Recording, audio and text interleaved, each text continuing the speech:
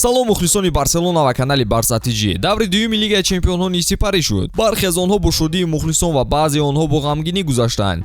Барселона ки дар гурӯҳи се мусобиқот бо дастаҳои Бавария, Интер ва Виктория буд, дар даври дуюм дар сафар бо мюнхениҳо рақобат анҷом дод. пешгӯиҳо пеш аз ин рақобат бештар ба фоидаи каталониҳо буд ва ҳамагон мунтазири бозии хуби Барса бо ҳамлагари наву собиқ футболбози Бавария муқобили олмониҳо буданд. То ин дам ба Барса имкон даст намедод ки дар сафар аз ин ҳарифи сарсахташ имтиёз ситонад, вале чун ҳайат аз солҳои қаблӣ дида пурқувваттар буд, чӣ роҳбарият, чӣ худи футболбозон ва чӣ мухлисон умеде барои ғалаба пайдо карданду мехостанд даста дар Лигаи Чемпионҳо низ ба муваффақиятҳо ноил гардад. Натиҷаи бозии фикру андешаи сармураббӣ ва мавқеъ дар гурӯҳ ин ҳама мавзӯъҳое хоҳад буд ки имрӯз мо дар бораашон ҳарф хоҳем зад. Аз шумо чун ҳар вақта лайк ва дар канал обуна шудан аз мо бошад наворҳои нав омода сохтанд.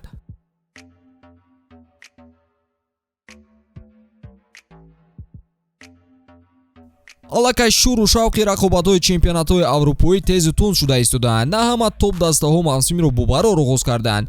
аз хизматрасониҳои шарики мо 1x истифода баред ва тамошои бозиҳоро ҷолибу диданӣ созед. дар 1x регистратсияи осон ва пардохт аз тамоми гӯшаи канори дунё, вале аз ҳама муҳим бонус то $100 бо промокоди Барсатиҷи.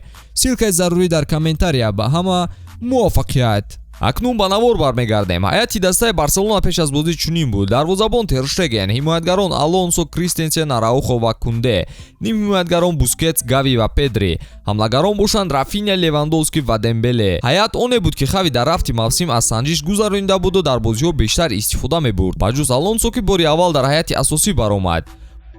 Бавария дар 5 дақиқаи аввали бозӣ тоҷои бартарӣ дошт ва мухлисони Барса бешубҳа нигарон шуданд. соҳибони майдон прессингро истифода мебурданд ва мушкилӣ дар назди дарвозаи Тер Штеген мехостанд созмон диҳанд, вале мо шоҳиди ҳуҷумҳои хатарнок нашудем. каталониҳо бо идораи туп аз прессинг баромаданд ва то ҷое ба худ омаданд. пас аз 5 дақиқаи бозӣ Барса аллакай ба ҳамлаҳои хатарнок гузашт ки соҳибони майдон маҷбур ба ҳимоя шиштанду танҳо аз контрҳуҷумҳо истифода бурданӣ буданд. Барселона чаҳор ҳолати хуби голзанӣ доштанд ки ба осонӣ ба пешсаф шудан оварда метавонист.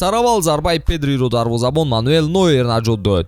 ҳолати дигари хатарнок ду маротиба аз ҷониби Левандовски бароҳ монда шуд ки аз болои чӯби дарвоза гузаштанд. бартарӣ ба куллӣ дар дасти шогирдони Хави буд ва дар як мавриди дигар Рафиня аз мавқеи қулай зарбаи обдоре зад ки боз ба ҳадаф нарасид. шояд баъди ин ҳама идораҳо бозингарони Барса дилпур шуданду онҳо ба роҳат бозӣ карданро пеша карданд, вале муқобили чунин даста ба монанди Бавария ин кори хато буду хатаре аз контрҳуҷум истифодабарии онҳо пайдо мешуд. қисми аввал бо ҳамин бартарӣ бозингарони Барселона хотима ёфт. албатта бартарӣ дар идораи туп, вале ҳисоб ҳамону 0-0. аён буд ки қисми дуюм то ҷои душвор мегузарад, зеро ҳар ду даста мақсади ба даст овардани имтиёз буданду омодаи дилхоҳ фидокорӣ. дар асл Бавария то оғози қисми дуюм наздик ба нокомӣ буд, вале дар дақиқаҳои аввал гӯё қувваи иловагӣ гирифтанду ҳама маҳораташонро нишон доданд. Горецкае ки ба майдон бароварда шуд дар назди дарвозаи Тер Штеген мушкилӣ эҷод карда зарбаи кунҷӣ кор кард. Кимих аз вазъияти стандартӣ истифода бурда партов ба ҷаримагоҳ кард ки Лукас Эрнандес баъди аз Алонсо дур шуданаш зуд тӯбро ёфту ҳисоби бозиро дар дақиқаи 50 боз кард. ҳадафу усули Бавария низ пешсаф шудан дар ҳолатҳои душвор барои рақиб мебошад.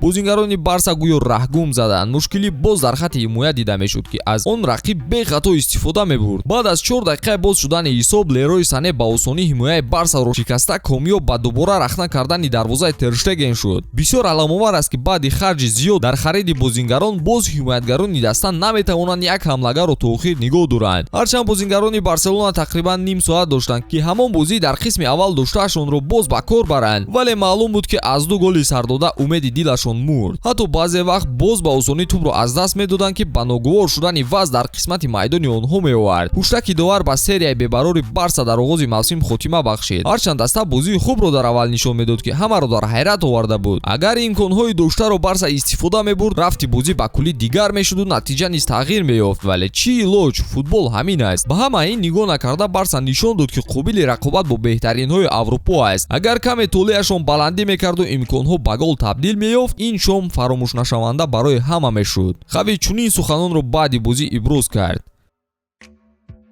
натиҷа хело бад аст. бозии хуб нишон додем, вале натиҷа бад. мо бояд шумораи хатогиҳоро кам кунем. имкони тиллоӣ барои ғалаба дар ин ҷо доштем, вале аз даст додем. кори ягонтаамон омад накард. баъзе вақт дар 20 дақиқа 3 гол зада метавонем, вале ин ҷо дар 90 дақиқа ягон гол назадем. мо бояд ба бозии баъдӣ омодагӣ бинем. муқобили Интер не муқобили Элче рӯзи шанбе. имрӯз дар чанд маврид шоён будему сазовори ғалаба, вале имкон аз даст рафт. ба ҳамин навори имрӯза ба анҷом мерасад. танҳо гуфтаниам дилшикаста набояд шуд, чунки ҳоло даста ягон чизро аз даст надодааст. мавсим нав оғоз шуд ва барса ҳоло ҳам дар роҳи ба ҳадаф расидани мақсадҳо мебошад.